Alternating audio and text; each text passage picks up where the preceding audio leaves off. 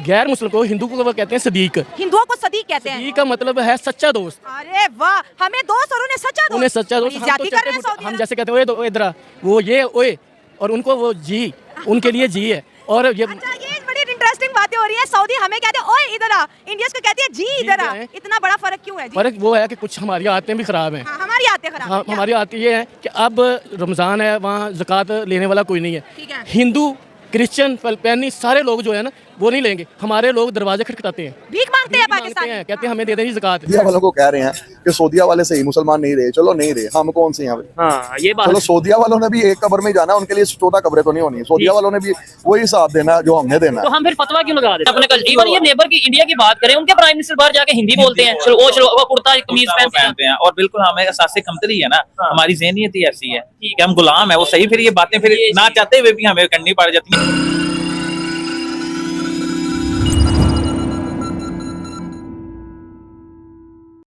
नमस्कार दोस्तों, आप सभी का स्वागत है सिर्फ भारत पर। दोस्तों, बात करें कश्मीर मुद्दे की तो ये मुद्दा ऐसा है जिस पर पाकिस्तान दुनिया को भारत के खिलाफ करने के लिए दर दर भटकता रहता है।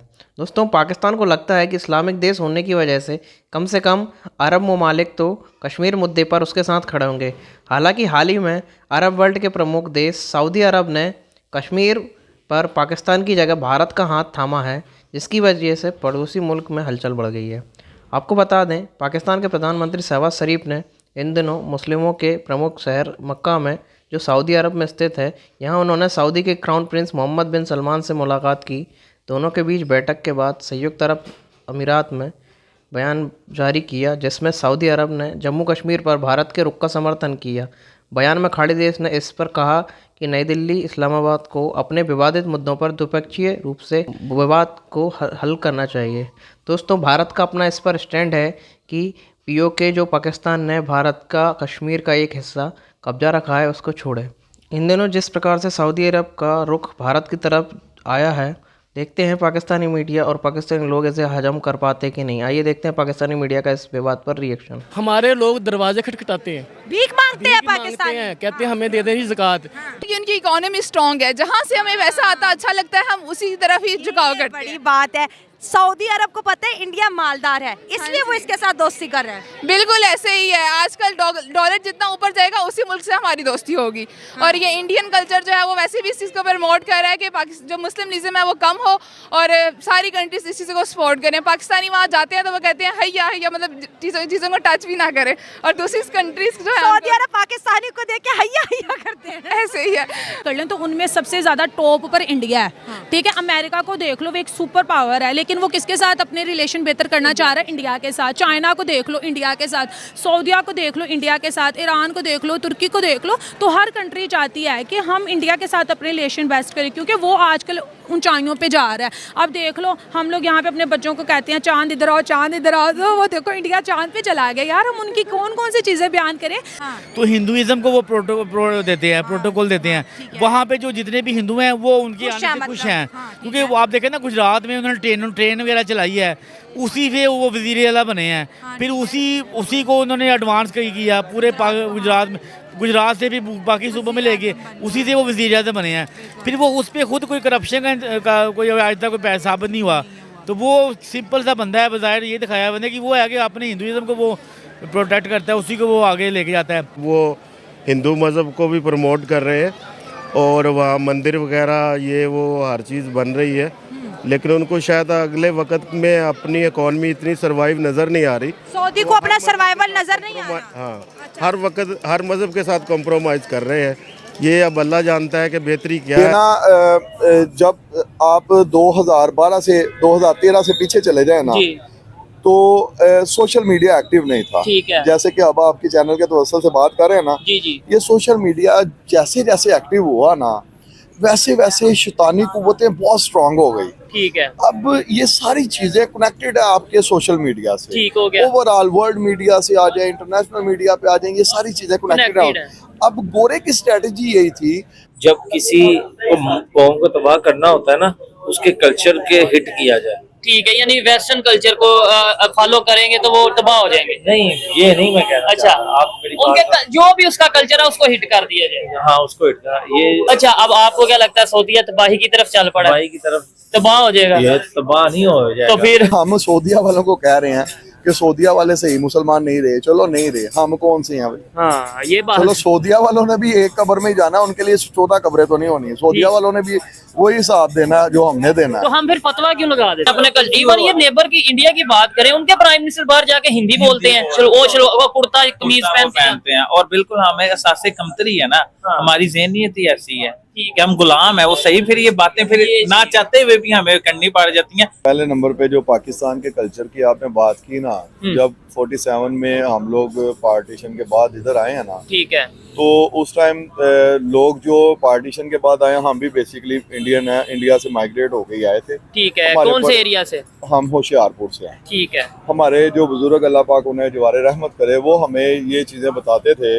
अल्लाह माफ करे, बहुत ब्याही हो रहे, मतलब क्लब भी चल रहे, क्लब भी चल रहे और बाकी बोरके मोरके अभी नहीं पहनते। अच्छा, तो उसकी क्या वजह क्या है? मतलब हम सारी जिंदगी उन्हें फॉलो करते आए, आज वो जो उनसे वो चेंज होते नजर आ रहे हैं। क्या वो रिफॉर्म्स ला रहे हैं, वो दुनिया के साथ चलना चाह रहे हैं, उन्हें समझ आ गई है, या फिर वो गलती पे है? हमारा कल्चर तो कुछ भी नहीं है, जीरो है पाकिस्तान का कल्चर। तो फिर अब हम क्या करेंगे? ना हम यहाँ के ना वहाँ के, कंफ्यूज नहीं हो गए? आप खुद कंफ्यूज हो गया कि सऊदीया को फॉलो नहीं करेंगे, हमारा कल्चर डेड है। सऊदी अरब और पाकिस्तान के बड़े इंपॉर्टेंट ताल्लुकात हैं, लेकिन वज़ीर-ए-आज़म नरेंद्र मोदी ने जो मिडल ईस्ट के साथ जो ताल्लुकात को हमवार किया पिछले 8-10 सालों में, पर्टिकुलरली 5 सालों में, उसमें जारी बात है पाकिस्तान की वो जो स्पेस थी वो कम हो गई। मैंने कहा क्या हम इररेलेवेंट हो गए मिडल ईस्ट में? उन्होंने कहा इररेलेवेंट तो फिर भी ठीक है, ऑब्सोलीट हो चुके हैं। सो क्वेश्चन ये है कि थोड़ा अर्सा पहले हमें ये बताया गया था, जब पाकिस्तान के साबिक केयर टेकर प्राइम मिनिस्टर गए यूएई और सऊदी अरेबिया, और हमें बताया गया $50 अरब की इन्वेस्टमेंट आ रही है। अभी वज़ीर-ए-आज़म सऊदी अरब से होके आ गए हैं और उनकी मोहम्मद बिन सलमान साहब से मुलाकात भी हुई है। वो पता चला है वो $5 अरब हो गई है। वो 50 से 0 हटा दिया, पीछे 5 रह गया। क्वेश्चन ये है कि ऐसी एक्सपेक्टेशंस होनी चाहिए, ऐसे प्लान्स लेके जाने चाहिए जो वाकई मटीरियलाइज हो सकें। अब जो पिछले वज़ीर-ए-आज़म थे वो गए, उन्होंने कहा जी $25 अरब सऊदी अरब से आएगा, 25 यूएई से आएगा और हमारी इकॉनमी ठीक हो जाएगी। ठीक है जी, ये वो सहाफ़ियों को बताते थे। अभी वज़ीर-ए-आज़म साहब गए हैं वहाँ पे, उधर जाके सारी बात है, बातचीत हुई है। उन्होंने कहा भाईजान 25 से कोई नहीं है, हाँ 5 का तो दसने हैं, वो भी 5 का अब किस तरह का है वो सारी बात है, बाद में बात होनी है। ठीक है जी, और एक ही बात है जी कि पाकिस्तान और सऊदी अरब अपनी कमिटमेंट दिखा रहे हैं पैकेज के हवाले से। $5 अरब का पैकेज है, फ़ॉरेन ऑफिस ने भी इस पर बात की है। और ये क्या इन्वेस्टमेंट पैकेज है, ये कोई ज़कात खैरात या कोई वो वैसे फ्री में नहीं दे रहे, इन्वेस्टमेंट देंगे। ये भी उनकी बड़ी मेहरबानी है। पाकिस्तान को तो इस वक्त दुनिया से कोई पाकिस्तान के अंदर $1 मिलियन भी इन्वेस्टमेंट नहीं करना चाहता, और हम बात कर रहे हैं $5 अरब की। सो अब सुनने में ही आया कि ये $5 अरब आएगा। और एक तो ज़ाहिर बात है इस हवाले से बड़ा शोर मचा कि ये पैसों के हवाले से, क्योंकि पाकिस्तान को पैसे चाहिए। लेकिन वो जो एलामिया जारी हुआ, उस एलामिया के अंदर जो जिसे कहते हैं ना कि जो सऊदी अरब है, उसने ये भी कहा कि भारत और पाकिस्तान जो है वो अपने इश्यूज़ बायलैटरली हासिल करें। इट मीन्स कि उन्होंने इंडिया को स्पेस दी है कि जो इंडिया फैसला करे, पाकिस्तान में उसे सऊदी अरब कुछ नहीं कर सकता। ये आपको याद होगा, अब सऊदीज़ को इस पोजीशन का बड़े अच्छे से पता है कि इंडिया की क्या पोजीशन है। मैं आपको पता है बार बार एक चीज़ कह रहा हूँ और काफ़ी अरसे से कह रहा हूँ, मेरे पास कोई इन्फॉर्मेशन नहीं है लेकिन मेरी शायद एक अंडरस्टैंडिंग है कि अगर कोई मुल्क इंडिया और पाकिस्तान के दरमियान नॉर्मलाइज हालात करवा सकता है, या वो सऊदी अरब है या वो यूएई है। ये स्पेस अब वेस्टर्न ममालिक के पास नहीं रही, क्योंकि जितना तेज़ी से भारत का पलड़ा भारी हुआ है, जितना तेज़ी से भारत की पोजीशन मजबूत हुई है, अब भारत किसी को भी नहीं सुनेगा सिवाय मुस्लिम ममालिक। और मुस्लिम ममालिक को वो एक कर्टसी में इग्नोर नहीं कर सकता। ये मैं आपको बात बताऊँ, they can't say no to UAE. Mohammed bin Zayed और मोहम्मद बिन सलमान को नो नहीं कह सकते, क्योंकि उनको पता है कि इनके पीछे कितनी बड़ी सपोर्ट है। पैसे का प्रॉब्लम नहीं है इंडिया के लिए, लेकिन वो समझते हैं कि जो चीज़ हमें आलम इस्लाम से, मुस्लिम वर्ल्ड से चाहिए, ये 2 ममालिक दे सकते हैं।